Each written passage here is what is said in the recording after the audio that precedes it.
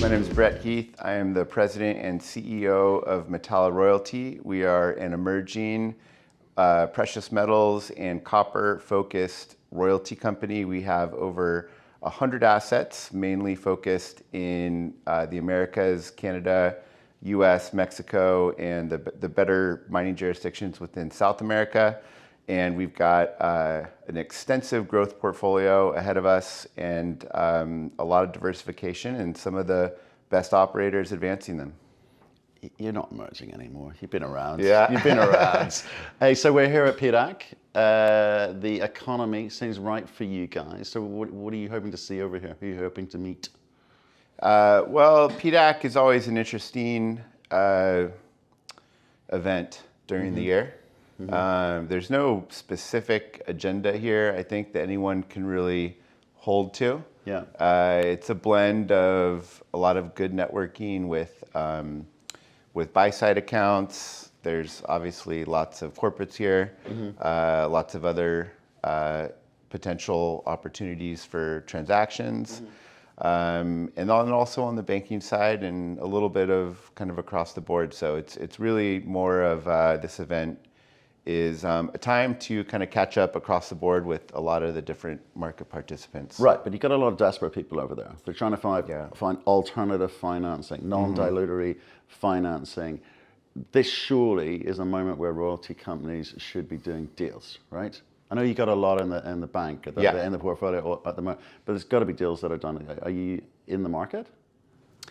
Well, so we came off a big merger last year with Nova. Another royalty company, Nova. Yeah. And that took up a large portion of 2023. Right now, where we sit today, we're kind of getting our feet back underneath us, getting back to business. So we are looking at different opportunities that present itself. I would say the difference between today and maybe over the last 8 years is that the focus is on transactions, at least, is narrowed quite significantly. To what?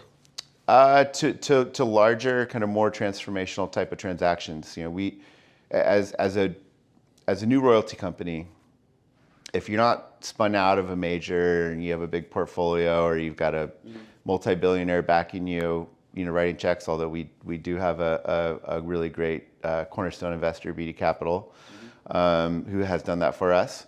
But if you're not starting with a big base, then you have to get it, and that's kind of step one to get out of the kind of junior royalty arena, and that's a very difficult thing to do.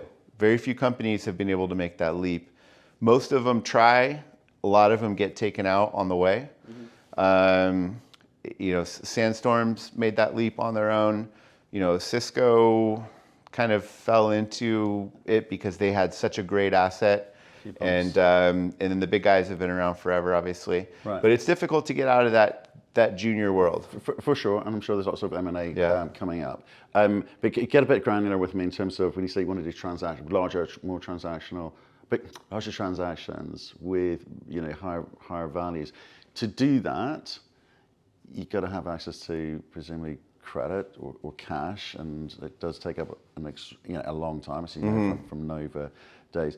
Are we expecting any of that this year? It's not something that at this stage that we feel obligated to push. Sure.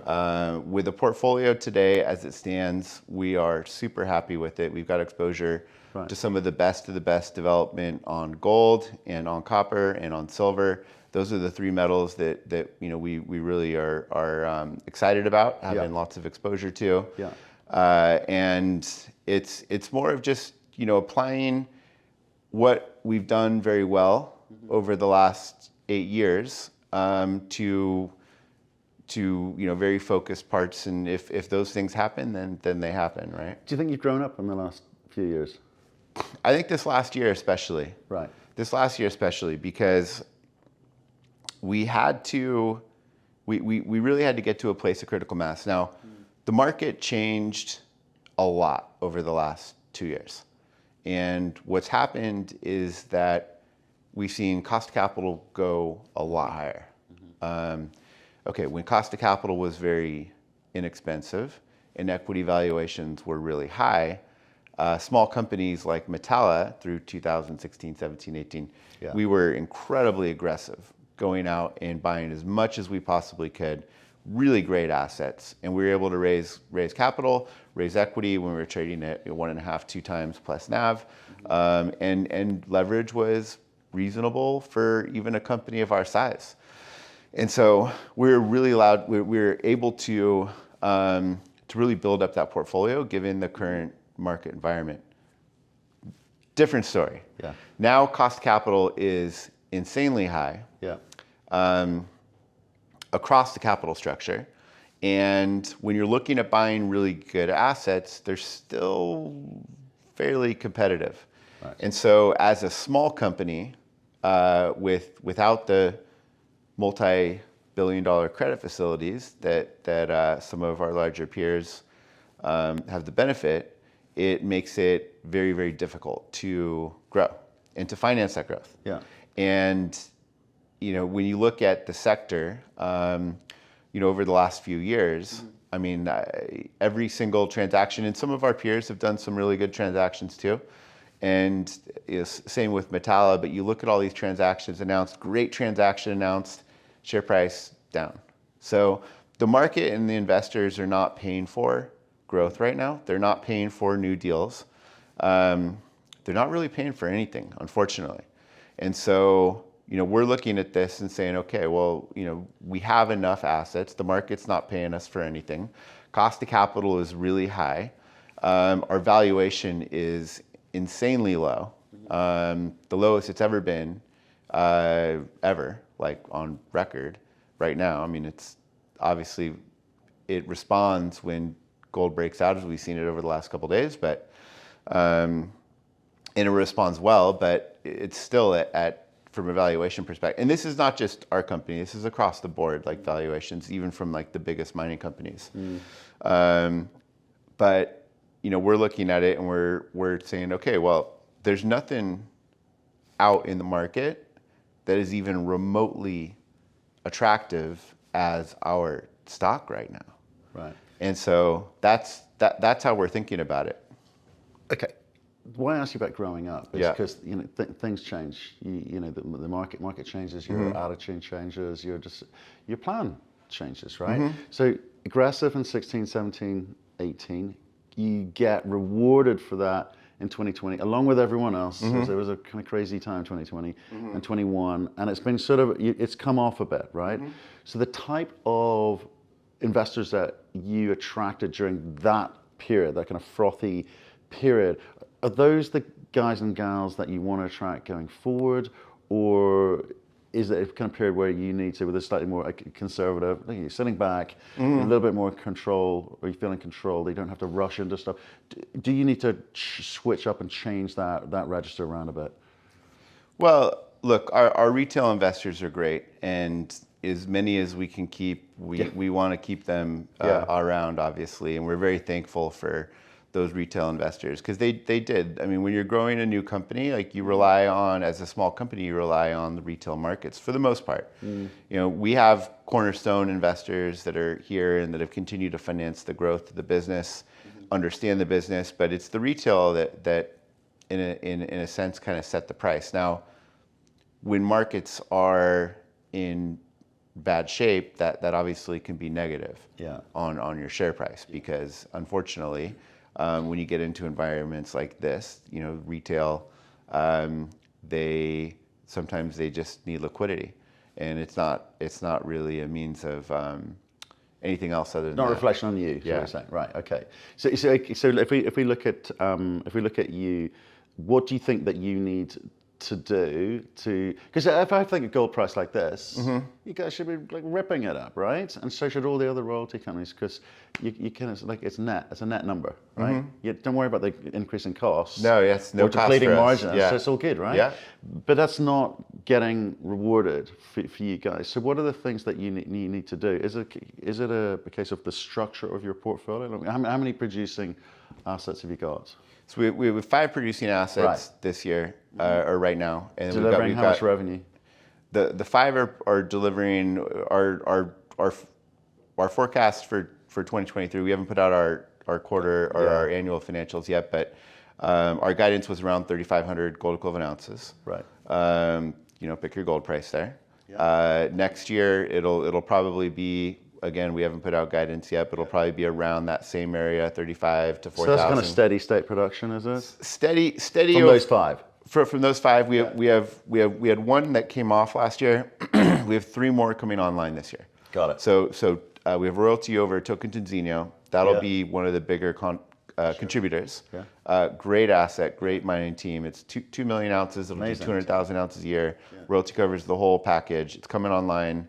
Have you got a part of the royalty, or have you got the entire royalty? Entire royalty. Wow. Yeah. Nice. We've got a royalty on Côté and Gosselin. Gosselin is the real kicker. Our royalty on Côté covers about 6 to 10% of the reserves is what we've estimated, and it's on the north side of the pit. So that's coming into production this year.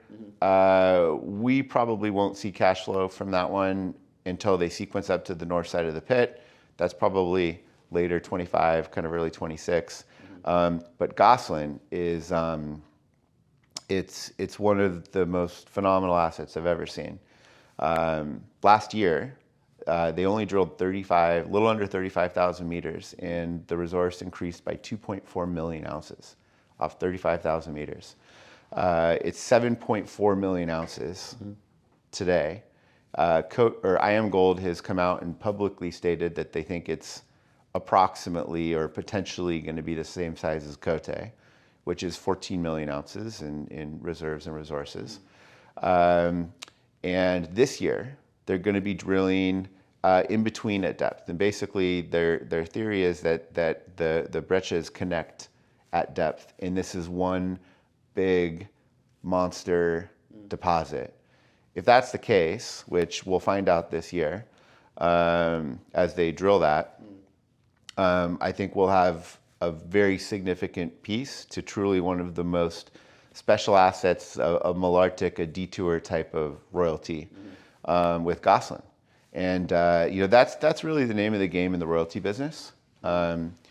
These things are incredibly hard to buy because once they're known, the valuations just are crazy. It's very, very difficult to buy these as a small company.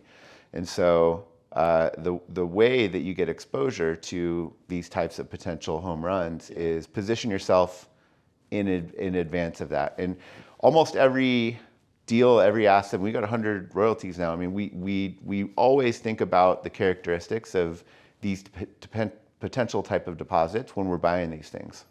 I mean, you definitely listed the goodies, yeah. the big boys there. The rest of the portfolio, what are we looking at there? Because royalties have a big valued at the same rate across the board, whether they're good or bad. It's hard to do the math as an ex-analyst. I'm like, do I apply just a generic number to each one of these things? Do I try and understand when these things come online?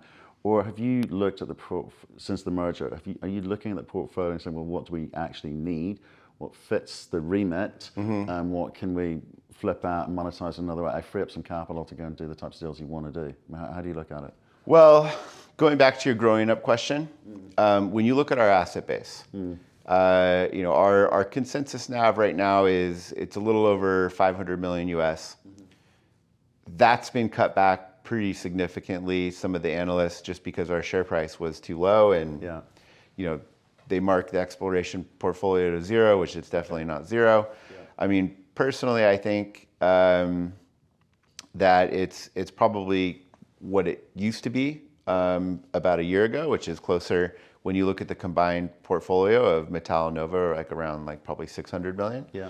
And if you look at the rolling NPV, basically capturing that time value of money as all these assets are coming into production over the next 5 years, it's probably going to add upwards of 100 million US just as that. So when you look at kind of what this business will look like in 3 years from now, 4 years from now, 5 years from now, you've got an asset base, an NPV, a lot of assets that are moving into production of, so call it around 700 million potentially of NAV. You've got production that's going to go Over the next 5 years, we're forecasting approximately 15,000 gold equivalent ounces a year over the next 5 years. So that's going to go from, call it 6 to 8 million range where we're today. If it's $2,000 gold on average, it's about 30 million US, and then beyond that, you get these potential big copper ones that can come on, like Copper World and Taca Taca and Vizcachitas and Nueva Union. Each one of these will, have, Taca is going to be 5,000 gold equivalent ounces a year for as far as you can see. Yeah. And that's at like 325 copper. So there's a lot of optionality. Once you can kind of get into these types of royalties, they're multi-cycle assets, and that's kind of, again, going back to your going up question. What do you need to kind of take that next step? Okay, well, you need the asset base. We've got that, and it's continuing to mature every single year. You need the cash flows. Okay, well, that's coming. We've got a little bit right now, but over the next 2-3 years, that's going to make a nice jump. Over the next 5 years, it's going to make a very meaningful jump. So when you look at it, kind of where the profile of the business is going to be in the next 5 years, you're like, okay, well, that is an intermediate type of company. And a company like that will have a lower cost of capital and a lot more opportunity, whether it's M&A or a big credit facility, and it'll allow us to kind of take that next step and kind of move. We'll always buy royalties in the existing market because that's where we can find quite a bit of value. But it doesn't make sense. It's never made sense to think about giving money to a junior because they just lose it, unfortunately. And when you get into intermediate territory, even intermediate territory is a little tough because in order to get the same type of quality, those checks have to get real big. Yeah. Tell me about the Nova. I know it was a while ago, right? And it was a sort of very different market, as it were, slightly a little bit more buoyant, and people's expectation. There's some hostile bids going around, and it was getting a little bit exciting there. Nova, obviously, they're mainly copper. Was that their thing? Copper, yeah. Yeah. And how were they did they have revenue? They did. And so they had one producing asset, a great asset. Aranzazu Oro Minerals is the operator down in Mexico. It's a copper, gold, silver mine. And that continues to be a nice cornerstone royalty for us. It kicks off, today's metal prices around $1.5 million to kind of 2 million range, and it was of a certain size, right? But basically, it kind of felt, as an outsider, like a better deal for them. Well, it was a good deal for you, but it felt like it was a necessary deal for them in that sense, because you've got the revenue to kind of let those assets breathe a bit, take the time to kind of get to where they need to be to contribute. How do you add more copper assets to the portfolio? Because you're talking about taking a breather and sitting back right now. Does that include the copper component? Because I think it includes all the components to it. The great part about Nova was that we don't need to go out and look for any more copper. We've got some of the best copper exposure from the best development assets across the Americas. The lead time on these types of assets. That's where I'm going. So near term in copper is like 5 to 10 years. That's like about as near term as you can get. And like the copper setup is, I'm sure you've got your views. I'm good. Yeah, I understand it. So I don't know. It's going to take a little bit of time for that to play out. Yeah. I don't think any of these big companies build these mines at $3 or even $4 copper. I think they're going to need a 5 handle, likely, to build these mines, to engage in it. Obviously, capexes are just out of control across the board. And these things are big. And when you look at these big copper mines, there's probably about a dozen companies on the planet that can build these things. And it takes one of these companies about 5 years to build one of them. And so they're very rare. They're very rare. But once they get into production, it's as far as you can see. Right. You know, it's as far as you can see. I guess where I'm going is like most companies want to come on here and tell a growth story, right? Yeah. They go and go, right, you got a bunch of, you got a portfolio. I would sort of expect you to say, well, look, we're going to look to continue to add to that. But it feels like, correct me if I'm wrong, you feel like you can sort of sit, you've got some big assets in the portfolio. You can sort of sit back and we'll wait for that to roll in. Is there sort of a knock-on effect to that? Is like, well, we only need 2 members of staff. We're lean and mean. I mean, what's everyone doing? Yeah, I mean, look, a lot of it is a function of the valuation. Yeah. Right now, our valuation's really low. As one of the biggest shareholders, in any way that we can enhance our exposure to the core assets of the portfolio, Right. is going to be the most. What's that mean? Tell me what that means. Like expose yourself to the. Enhance our exposure. Yeah.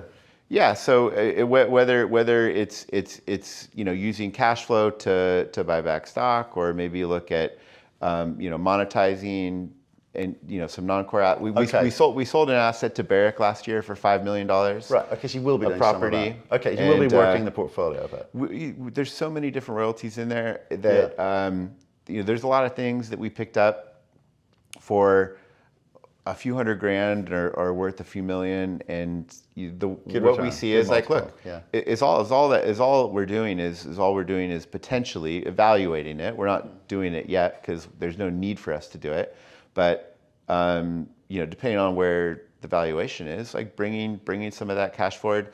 One of the main things that we're going to be developing over the next few years is our capital return strategy. Okay. I think two routes. What are you going to do? Well, the obvious dividend, Buyback dividend, yeah. Buyback, Right. and a lot of that will be a function of where the share price trades. Obviously, if the shares are really in a very attractive valuation, we're going to want to use that excess capital, buy back stock. If the shares go back up to what's reasonable, then we'll kickstart a dividend. I think the business will be in position. Probably in 2025, like the latter half of 2025, as these next 3 assets come online and we can get like full year kind of production guidance out of them, then I think the business will be in a position in 2025 to probably kickstart that and increase it every single year for the next probably decade. You talked at the beginning about multiples. You were saying like what I think you made the highest 1.5. You talking about our multiple? Yeah. I mean, we averaged in the high 1s, low 2s for the better part of 3 years. Was that realistic? It was a different market. Right. It was a different market. We weren't the only ones that had a higher multiple. I mean, there were other companies that still struggled to get those valuations. But it was just a different market. We live in a different world, and we can't expect. I don't think anyone should expect that world to return. Because I think it's going to continue to look different. Okay. And so, we're going to evolve with the market and do, what we can to make sure that the moves that we make are going to be in the best interest of the shareholders. Because what interested me about that time and period, you're one of the higher multiples that we were looking at for sure. And I was wondering, what are these guys doing? Because I don't know what you were doing, but the others should have been or could have been doing. And can you still do some of those things to make sure you're the kind of top end of the range in terms of the valuation for? Well, I mean, it was consistent, accretive growth. Right. If you look at our consensus NAV per share, we have a chart of this in our presentation. If you look at the consensus NAV per share, we were growing it at a high teen CAGR. For years, and we were buying really good stuff. We were buying, what we did really well was we bought a lot of great assets. We had smart investments. These are assets that we procured on our own and transacted on our own, and it was that track record that supported that valuation, and then it was that market that didn't apply such heavy discounts on longer dated assets that allowed us to, as we continued to grow and we continued to increase the value on a per share basis, to get those multiples. Because there weren't really any other companies that were doing that as consistently as we were. Yeah. But again, like I think there's other things that we can do right now to get our multiple back. These are things that we're working on right now. I can't tell you that. Help me out. But Yeah. you'll see. I think you'll see the results. I think over the next 12 months, I think you'll see the results, and I think there'll be continued consolidation as well within this sector. And the saying that the strong survive. I mean, there was a time where, you covered all these companies where there was just royalty companies were multiplying all over the place. You couldn't stop them. Where you looked, there was another royalty company like coming across the desk. Now they're all dying off. And one thing that we've always done within our business is to make sure that we didn't have the vulnerabilities, whether too much leverage on the balance sheet or too big of a shareholder or other things in the capital structure. We really designed our business and managed our capital structure to make sure that we would survive. Because I think when all this is done, I think there'll be some tremendous opportunities, especially if we get more consolidation within the top end of the royalty sector, which potentially, maybe, I don't know. I have no idea, but it's I think it's in the cards, and every single royalty company that merges with another royalty company, it really opens up the market, opportunities, more transactions. It opens up a whole new investor base. Is a lot of times the shareholders of those companies recycle down, and what do they typically look at? Well, they want U.S. listed company, diversification, cash flow growth, liquidity. Well, we've got all these things. So I think that as we build out and kind of build out our institutional shareholder base, which our business supports that now, as we kind of add that to the mix with the retail, then I think those multiples come back, and I think that we can be a big beneficiary of capital flows when they come. I agree. Yeah. There needs to be consolidation. Talk to me about jurisdictional risk, because it seems very complicated pretty much everywhere now. It used to be, I'm not going to invest in West Africa. It's too complicated. It's too, coups or whatever. I kind of feel wherever you go in the world, there's a whole bunch of new risks. Mm-hmm. So compared to when you kind of kicked off and started, is there anywhere that you now won't go that you perhaps would have? Well, we've been pretty consistent. This is something that, so the answer to your question is yes, the jurisdictional risk has gone way up. Yeah. Okay, it's probably one of the most important risks, because even if you get all of, we've seen this before, even if you get all of the technicals right, yeah, and you're in the wrong spot, booking your flights to Panama, it doesn't work. It doesn't work. So there's no way to avoid it, right, even if you're in the safest places. Even the United States can be a tough place. So yes, jurisdiction is something that we look at very closely. We apply into our risk models when we're looking at different assets in regards to if we're going to be in a place that we perceive as a little bit higher risk, then the price needs to be properly adjusted for that. That being said, we just avoid most of the bad places at all costs. And so you can see the heavy concentration of our portfolio. We've got a map in the presentation, and on the website there's like an interactive map you can go through, but look, it's North America, South America, and high concentration across the proven geological trends within those continents, Nevada, Timmins, usual, other places. Yeah. Okay.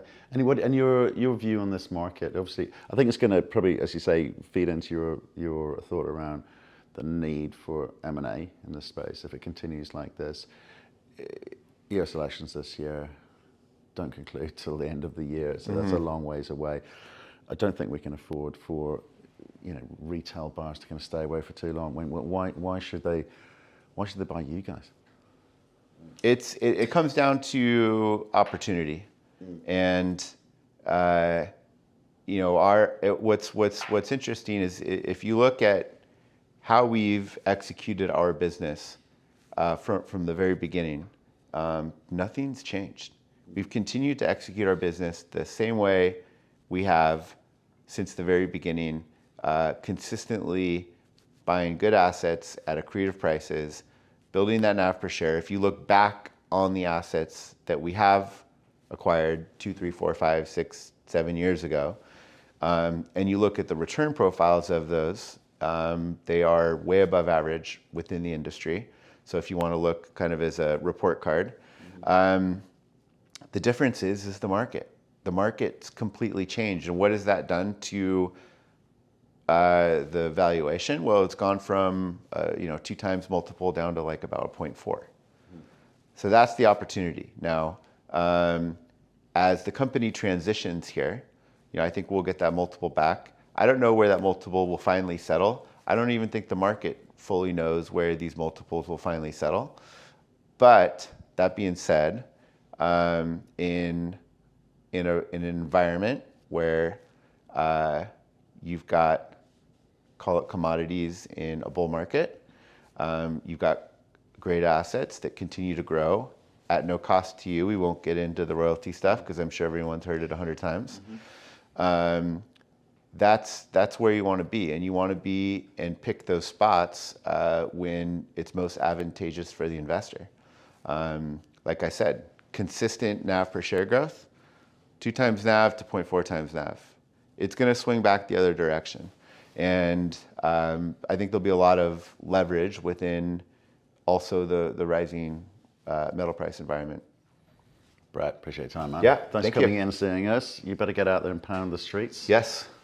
Keep people up to date with where you're at and where you're going. And I appreciate you spending time with us. Thank you. Yeah, thanks, Matthew. Thanks for having me.